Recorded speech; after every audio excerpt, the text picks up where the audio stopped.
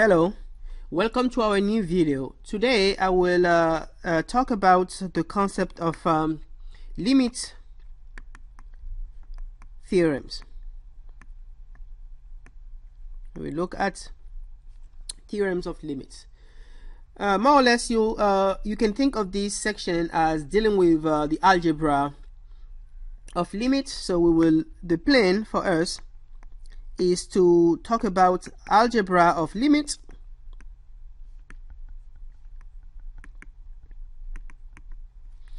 and we will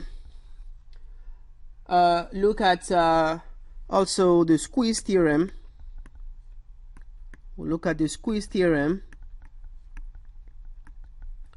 for limits of functions.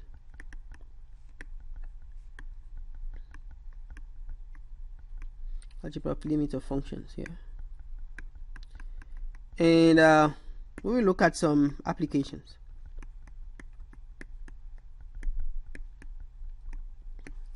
All right, so let's get going. So first, I would like to introduce this definition, which is the concept of what I will call a local bound. So let A be a subset of the reals, and let f be a function defined on A, and let C be a cluster. Let C be a cluster point of our set A. Then we say that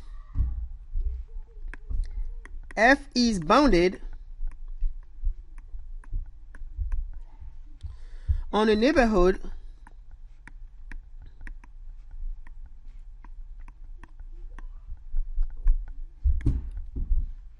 of C if there is a delta neighborhood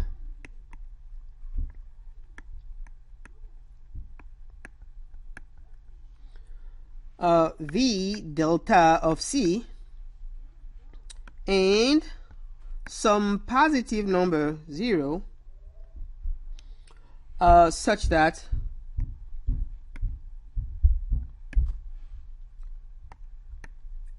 f of x, the absolute value of f of x, is less or equal to m for every x in A intersect the delta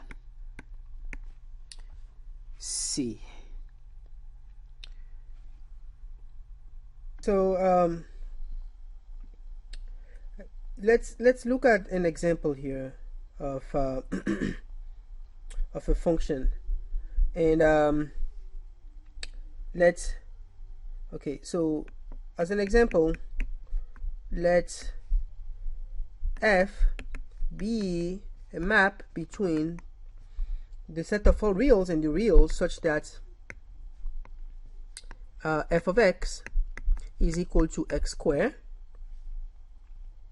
Then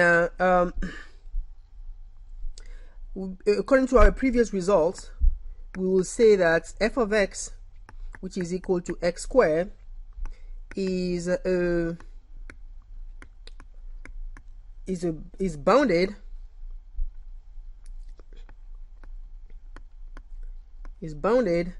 on a neighborhood of 0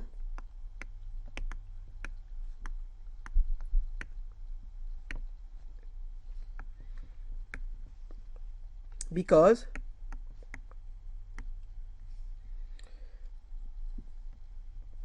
the limits, because we can prove that well, actually, because if we let because by considering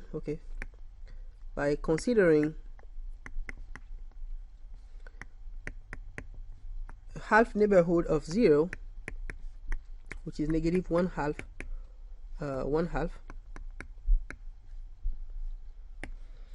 Then for any x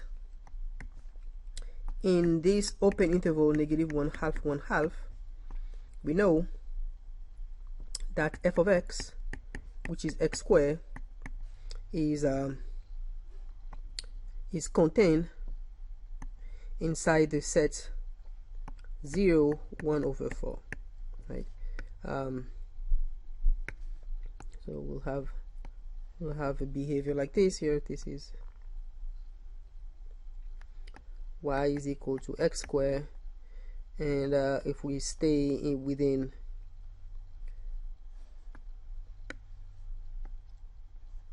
if we stay in this neighborhood here, -1/2 1/2, then this will be 1/4, right? And this is a bounded set. So so this function is bounded on a neighborhood of 0. On the other hand, let's consider for another example, suppose we let f be mapping 0 to infinity to R such that f of x is equal to 1/x. Then I claim that f is not bounded on a neighborhood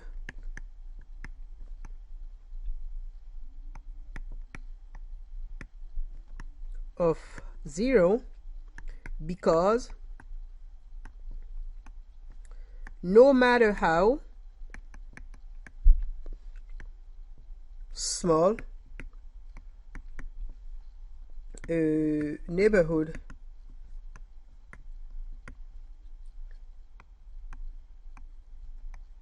-delta of 0 is, the sets of 1/x such that x is in -delta to delta is not bounded, right? As an illustration, suppose we consider our function. This is the graph of y is equal to 1/x if we restrict ourselves on the positive axis, y here, and 0 is somewhere here. So I'll pick any neighborhood. Pick any neighborhood of 0 of radius delta. So this is -delta, and this is positive delta. And if you pick, so okay, and then we consider the image of these sets under the image of this set under the function 1/x is the entire would be the entire y-axis here, right? So this set is not bounded. In fact, we see that this set is really just it will start okay, maybe I should have been okay, so it will be this. Yeah, I'm sorry. So the okay, let me redraw. So the image will be from 1/delta all the way till infinity. So it will be here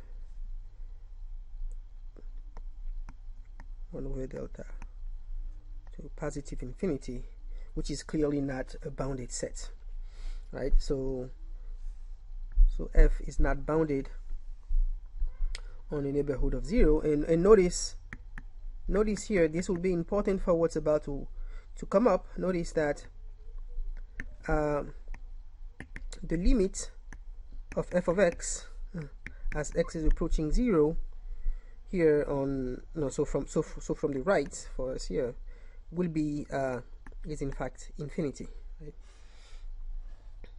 Okay, so we'll see the connection between limits and that of local boundedness. All right, so as an illustration, let's suppose that we have a function f defined on some set A here. So A is in yellow, and we pick C to be a cluster point, and then we can find, if we can find some delta neighborhood, so such a neighborhood like something like this, such that if we restrict ourselves to this neighborhood, right, so then this, if this here has for radius delta, then this set will be C minus delta, C plus delta, and by restricting ourselves to this set here, if we just restrict ourselves to this, then this function here is bounded, is a bounded function. This restriction is a bounded function. Then for any x which I choose here, suppose this is the y-axis, then there exists some m which is positive, such that m is in between, f of x is in between negative m and m. All right, so this is and we can think of m as being some kind of local upper local upper bound, or local bound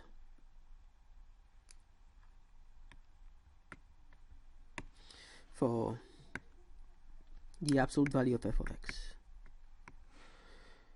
for this function. Okay, all right, so that's sort of the idea. All right, now let's prove the following theorem. I would like to prove here that as a theorem, if A is a subset of the reals and f is a function between A and R, then this has a limit at C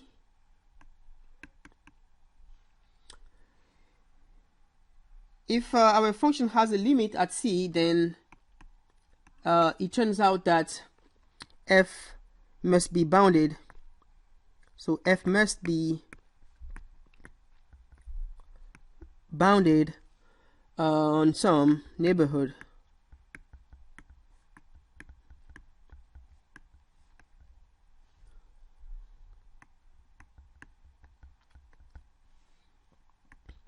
of C.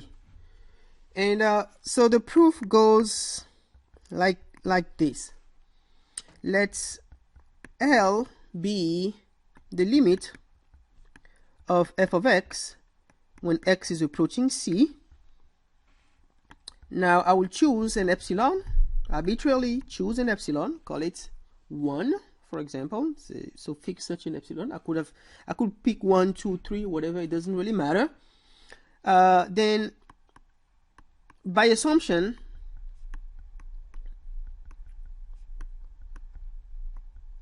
there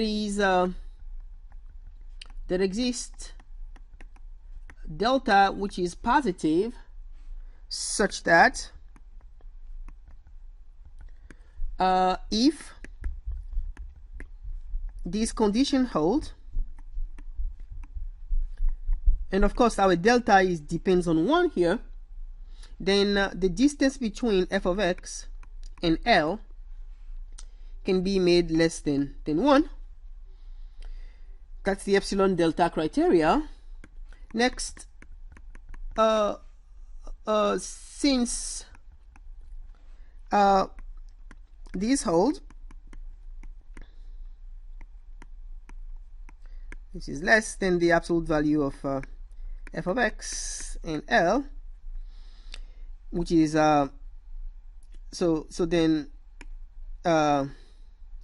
then as long as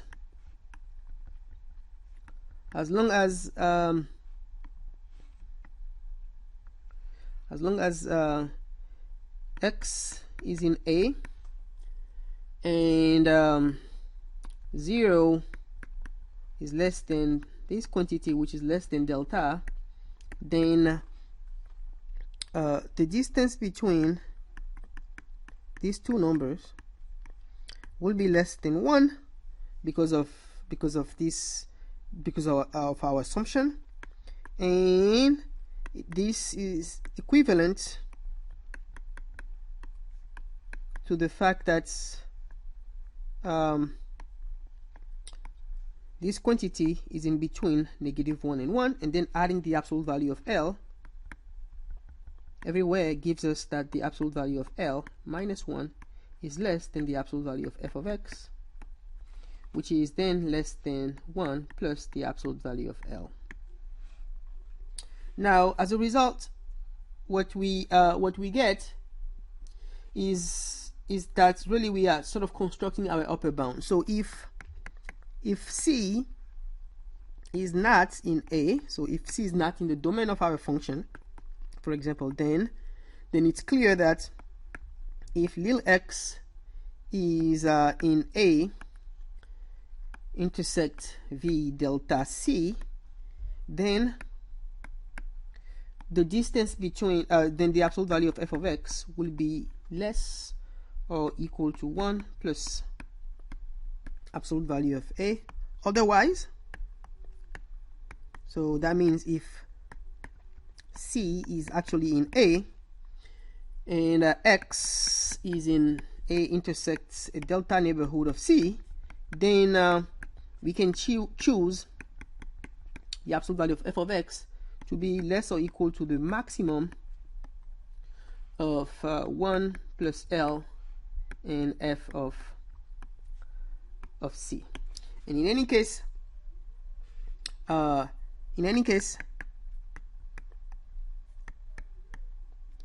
f is bounded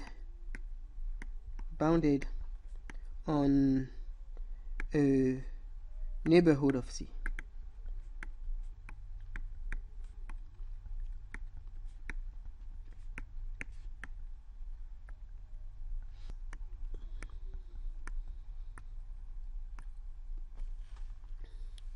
Let A be a subset of the reals, and suppose that f and g are functions between A and R, and C is a cluster point of A, and suppose that B is some constant positive numbers. Then we'll prove that if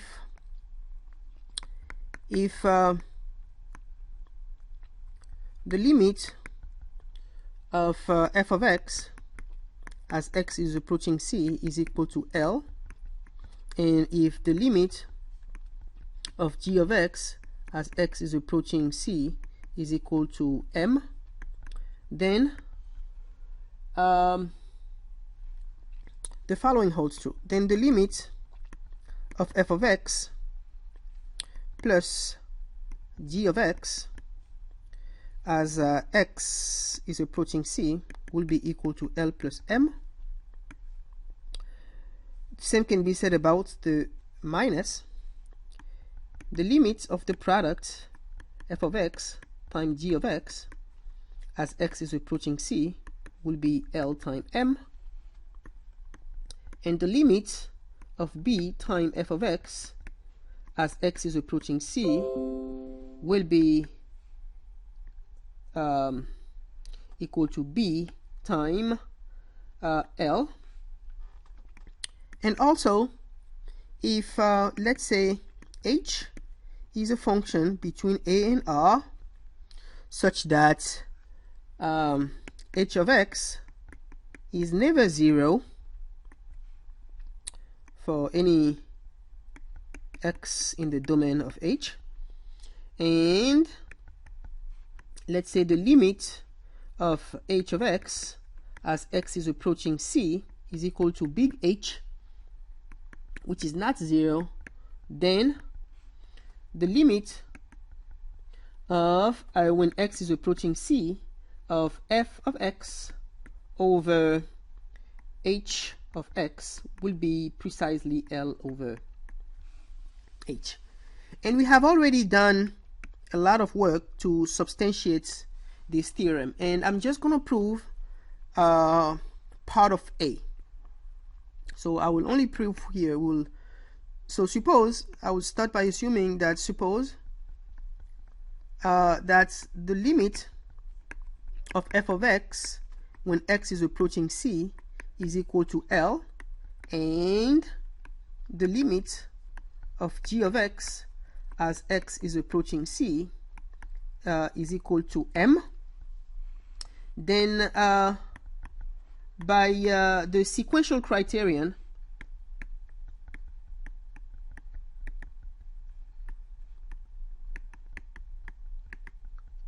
we know that given any sequence xn,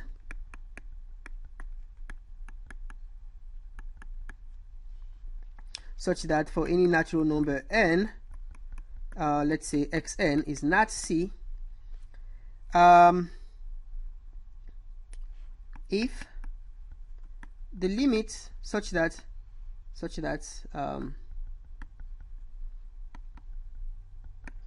the limits of xn as n is approaching infinity is equal to c, then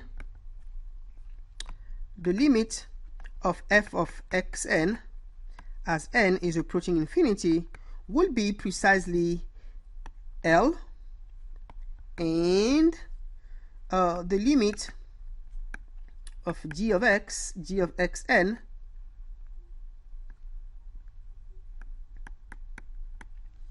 as n is approaching infinity will be equal to m. And since the limits of a sum of sequences is a sum of their limit, by the algebra of limit of sequences, we know that the limit of f of xn plus g of xn when n is approaching infinity, that will be L plus m. But this is precisely the limit of f plus g of xn when n is approaching infinity. So we have proved indeed that for any sequence xn such that xn goes to c, then the image f plus g of xn will go to L plus m. Therefore, we can then say that indeed the limit of f of x plus g of x as x is approaching c will be precisely L plus m by the sequential criteria for. All right, so another important theorem, or at least, okay, well, maybe not important, but a corollary probably. So let's call this a corollary.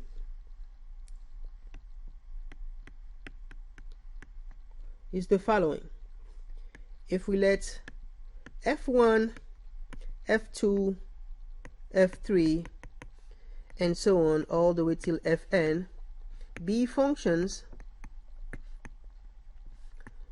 defined on A, so real valued functions, and let C be a cluster point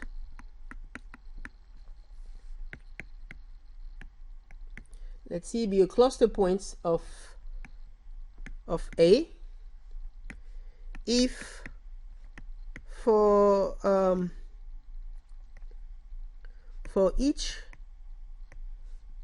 k, which is either 1 or 2 all the way till n, the limit of f sub k of x as x is approaching c is equal to lk for some real number lk, then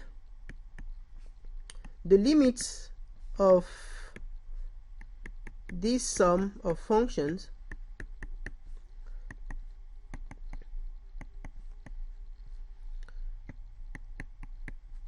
as n is approaching as x is approaching c is going to be equal to L1 plus L2 plus L3 and so on plus L sub n, and also the limits of f sub 1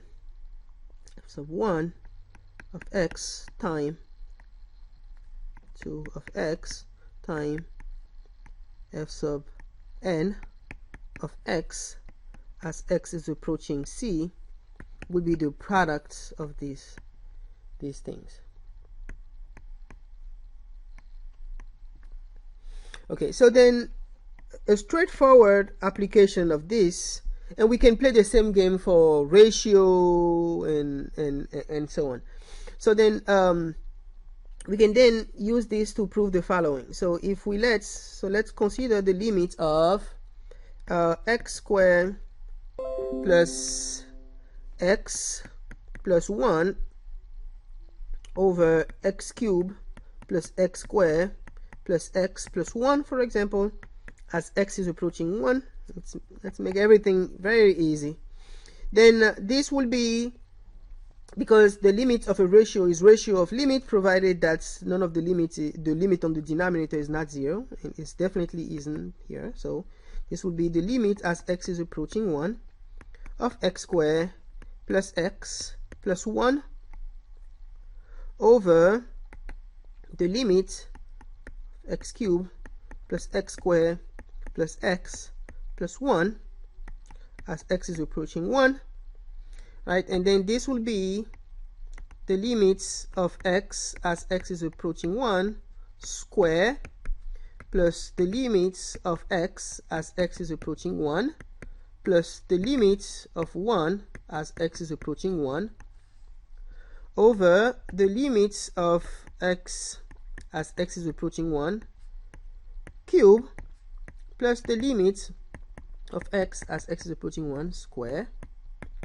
plus the limits of x as x is approaching 1 plus the limits of 1 as x is approaching 1, and all of this will add up, so you get 1 square plus 1 over 1 cube plus 1 square plus 1 plus 1, so we get 3 over 4. So it seems here that what we're observing is that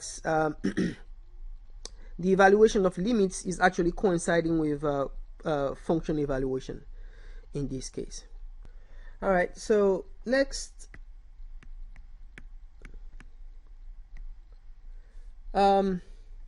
let P be a polynomial function.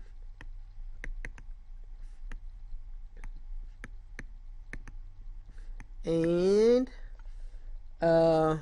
C is a real number. Then the limit as x is approaching c of your polynomial p of x will be in fact p of c. So in this case here, we'll say that, you know, limits coincide with functional evaluation. And remember that a polynomial is a finite sum of terms. So here, p of x can be written as a sub n x power n plus a sub n minus 1 x power n minus 1 plus dot dot dot plus ax sub 1 here plus a sub 0, where the ak's are real numbers, okay, and n is a whole number, so it's possible for n to be 0.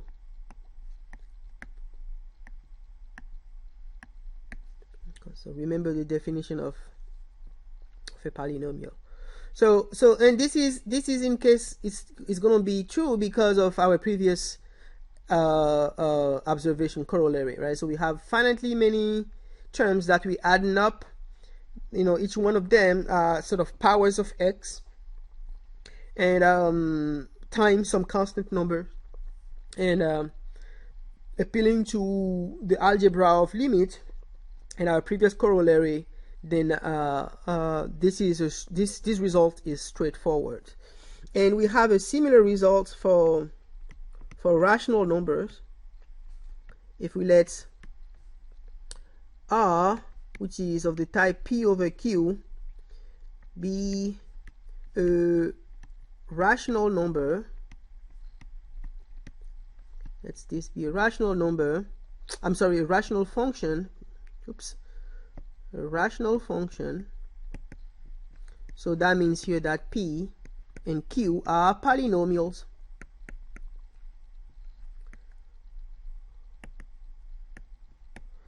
And let's C be a real number, and suppose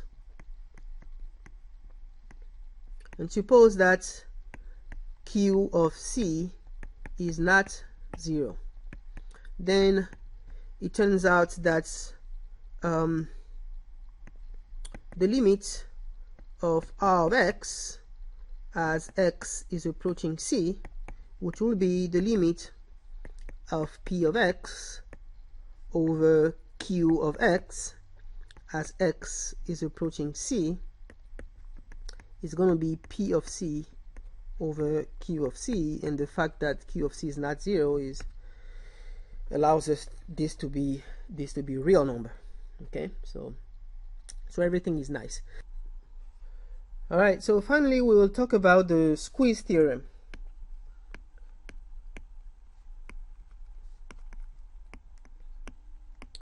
And the squeeze theorem is stated as follows.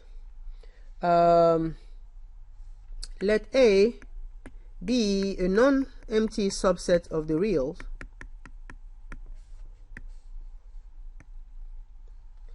then and let F, G, H be functions defined on the real value function defined on A, and C is a real number which is a cluster point of A. All right, now if it turns out that f of x is less or equal to g of x, which is less or equal to h of x, for all x in A, in the domain of these functions, and suppose that x is not equal to c, and if the limit of the extreme functions, so f of x as x is approaching c, is equal to the limits of h of x as x is approaching c, which is equal to L, then it turns out that the limit of g of x as x is approaching c will also be equal to will be equal to L. And the idea is simple. So you have three functions. Let's say that the first one is f. The second one is g.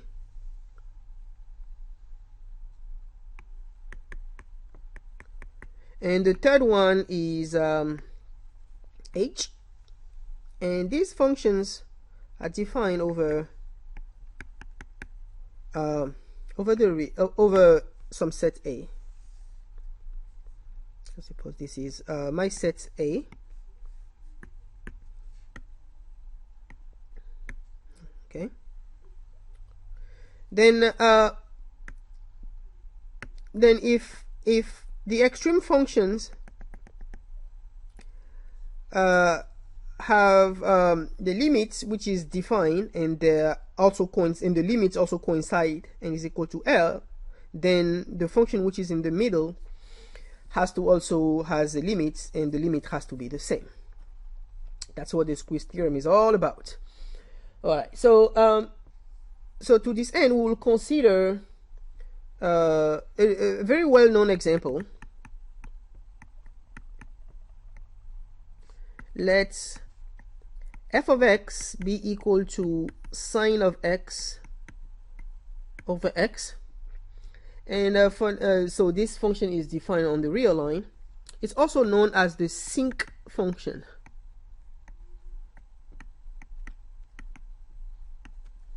And the sinc functions has sort of a shape like this. Sort of, it's looking like this.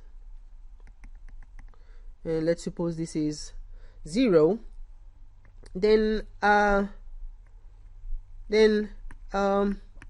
is actually true that the limits of, notice that this function is not defined at 0, right? So there is sort of a hole here. Let me redo this, right? So there is a hole there. Okay, this function is not defined at 0, but that turns out to not be a significant problem, because the limit of the sinc function as x is approaching 0 is actually 1.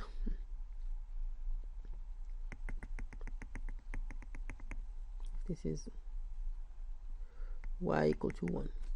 All right, so and this can be proved by using the Squeeze theorem. And the starting point here is to have some prior information. So let's suppose that we know that for every positive number x,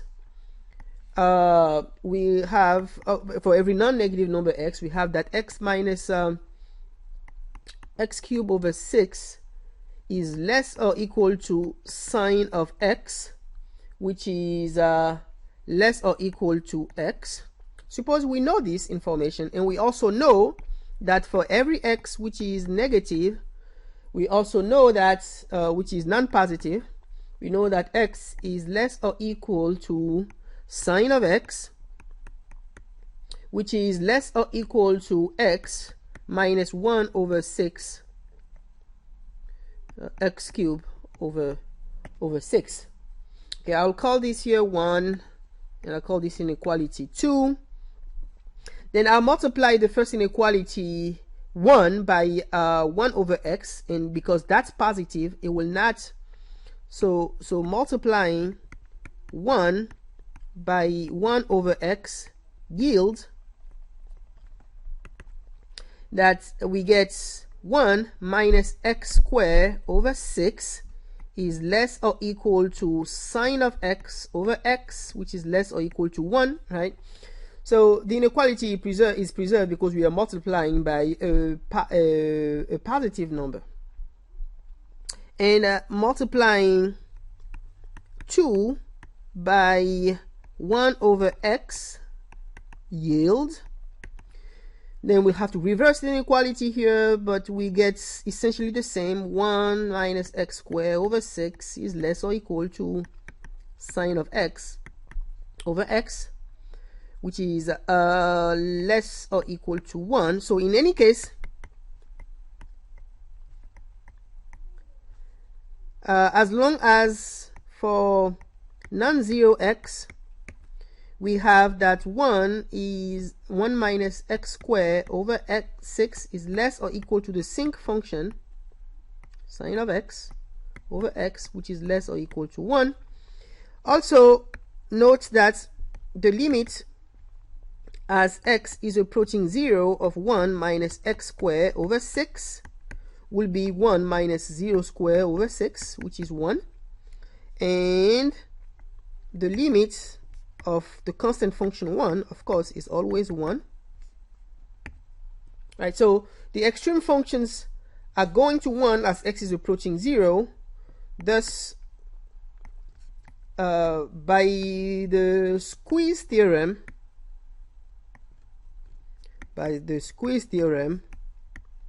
we reached the fact that the limit of sine of x over x as x is approaching 0 is equal to 1. In this example, let g be a function between 0, 1 into the reals, and such that g of x is equal to x power 3/2, and we want to prove that, in light of everything that we've seen so far, that the limit of g of x as x is approaching 0 is indeed 0. Okay, so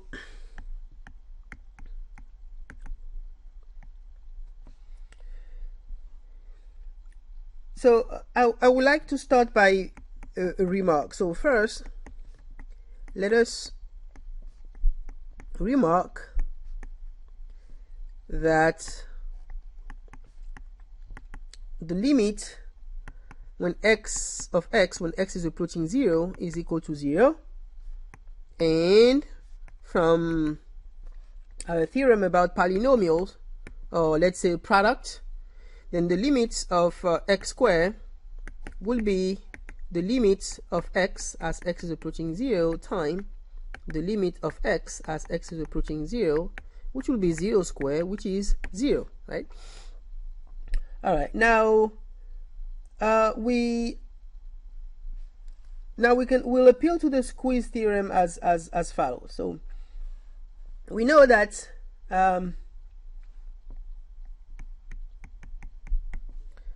for x in the interval 0, 1, we have that x squared is less or equal to x power 3/2, which is less or equal to x. So if one were to actually graph this function, so this will be 0 to 1, you'll see that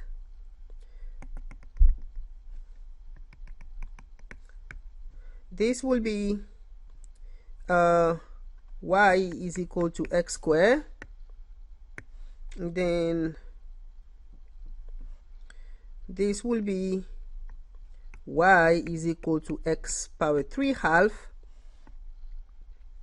and the line y is equal to x is somewhere here. So we observe then, and then by the Squeeze theorem, thus by the Squeeze theorem,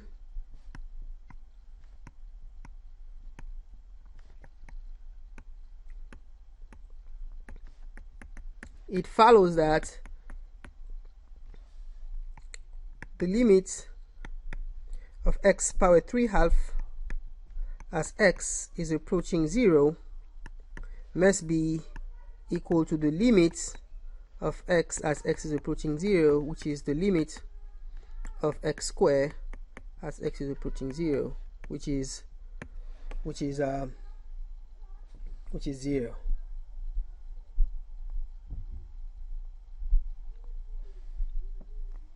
Next, we will look at a theorem which gives us, which I will call the preserving the preserving the sign on a neighborhood theorem.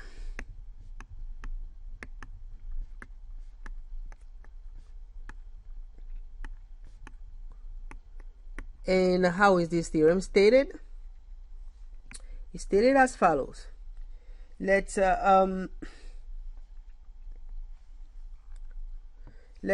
f be a function mapping a subset of the reals into R. So, and then C, and let C be a cluster point of our set A. Of course, we assumed here that A is non-zero, and it is not empty, I mean. And if the limit of f of x as x is approaching C is positive, then there is a neighborhood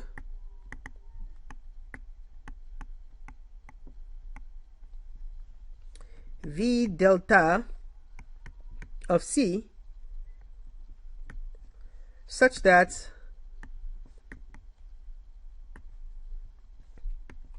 f of x is greater than 0 for any x in V delta C intersect A and x is not C. B, if the limit of f of x as x is approaching C is positive, then there is a neighborhood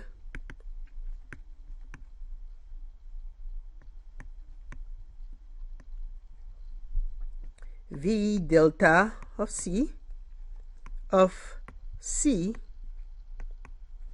such that I meant to put here as you guess, who want to guess the mistake here, it's less than 0, such that f of x is less than 0 for any x in a V delta neighborhood of C intersect A where x is not C. Okay, so an illustration of A is as such. So suppose this is my function and this is x and this is y, and this is y is equal to f of x. Then so we compute, let's say, the limit at C, and then let's say this is somewhere here, this is L, and then L is positive, so L is above the x-axis. Then you can find, this is saying that I can find a neighborhood around C such that when I'm inside this neighborhood, if I pick any x and I look at the sign of f of x, it will be also positive. Okay. All right. So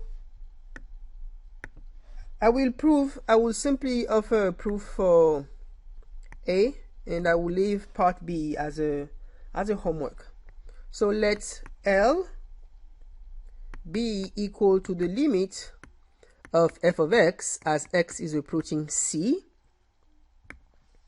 and as L is positive, there exists epsilon which is there exists some epsilon which is positive such that L minus epsilon is also positive, right? So here on a scrap paper, this is what I'm trying to illustrate. Well, let me do it here. So on a scrap paper, if you have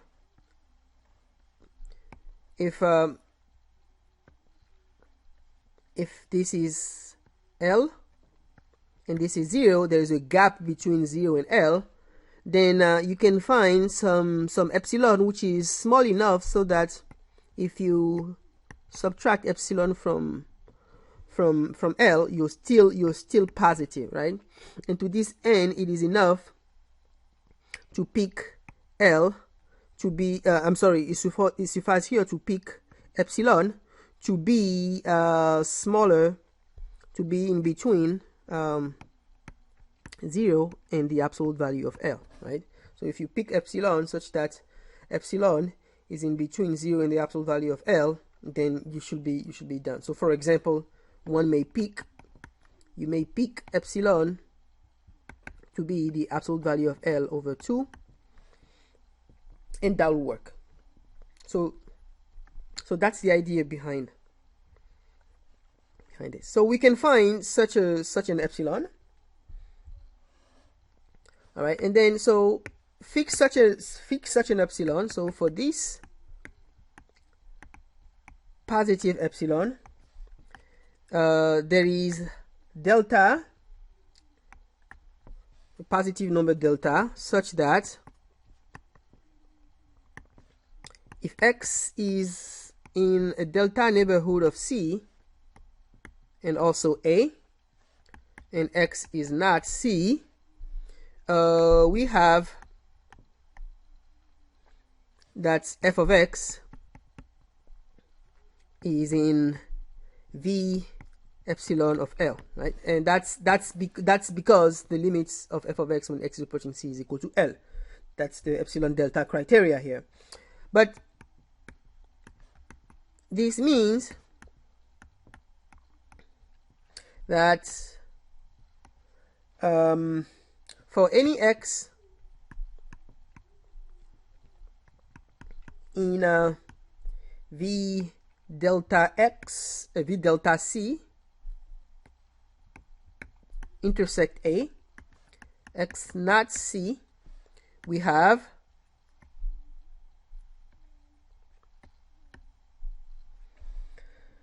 the following. So the fact that we know that the fact that f of x is in an epsilon neighborhood of L means that the distance between f of x and L is less than epsilon.